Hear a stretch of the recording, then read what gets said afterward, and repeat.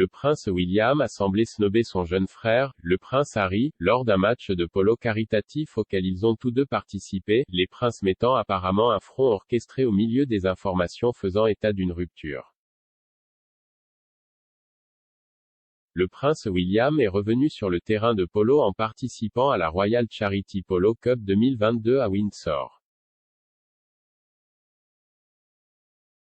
Mercredi, le duc de Cambridge était accompagné de son épouse Kate, duchesse de Cambridge, au Guards Polo Club.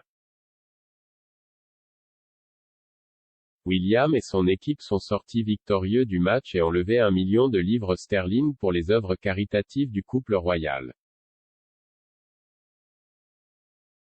Le duc, 40 ans, a déjà joué dans des matchs de polo caritatif avec son frère le prince Harry, 37 ans, qui vit maintenant à Santa Barbara avec sa femme Meghan Markle, son fils Archie Harrison et sa fille Lilibet Diana. Les frères ont tous deux joué lors du King Power Royal Charity Polo Day en 2019. C'est à cette époque que des rapports faisant état d'une rupture entre les princes et leurs épouses circulaient, et un expert en langage corporel a affirmé que la tension entre les frères était évidente pendant la journée du polo. Harry a tendu la main à son frère pour lui tapoter le dos après que l'équipe de William ait gagné le match.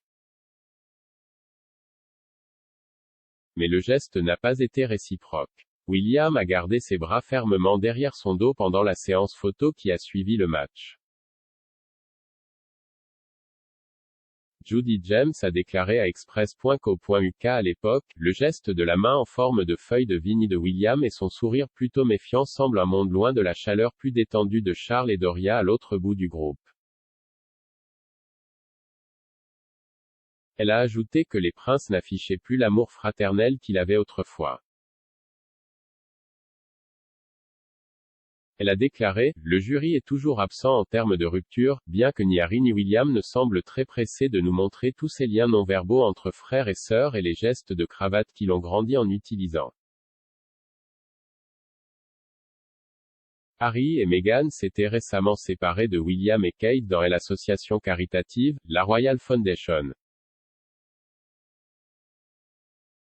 Ils avaient également divisé leur foyer, les Cambridge restant au palais de Kensington tandis que les Sussex déplaçaient leurs équipes au palais de Buckingham et déménageaient au Frogmore Cottage à Windsor.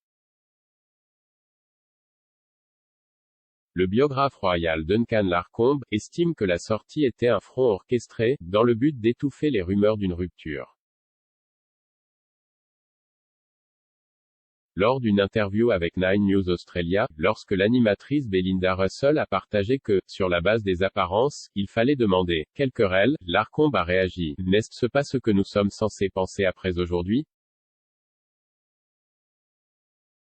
Il a poursuivi « C'était soigneusement orchestré, il y a toujours des photographes à ces matchs de polo. » Il a poursuivi, ils avaient tous l'air très heureux aujourd'hui, donc c'est dans le contexte de la faille, bien sûr. Je pense qu'ils ne sont peut-être pas les meilleurs amis. Mais il faut en prendre beaucoup avec des pincettes. Je pense qu'ils seront plutôt contents de ces photos. À peine 6 mois plus tard, Meghan et Harry ont annoncé qu'ils quitteraient leurs fonctions dans la famille royale et déménageraient en Amérique du Nord. Jusqu'au jubilé de platine de la reine le mois dernier, les Sussex n'étaient pas revenus au Royaume-Uni avec leurs 2 enfants. Leur visite était très attendue parmi les observateurs royaux, car les tensions latentes entre les deux couples subsistaient. Et après leur brève apparition au jubilé, il semblait que la soi-disant rupture n'avait pas été résolue. Meghan et Harry ont été rétrogradés au rang de « Royals » de 2e rangée, et étaient assis du côté opposé de la cathédrale Saint-Paul au Cambridge. Les couples n'auraient pas passé de temps privé ensemble pendant le week-end du jubilé, le duc et la duchesse de Sussex étant partis avant la fin des célébrations. Les relations entre les frères resteraient brutes, avec Russell Myers, le rédacteur en chef royal du Mirror, affirmant que William et Harry ne s'étaient pas parlé depuis le week-end de fête lors d'un épisode de Pod Save the Queen le mois dernier.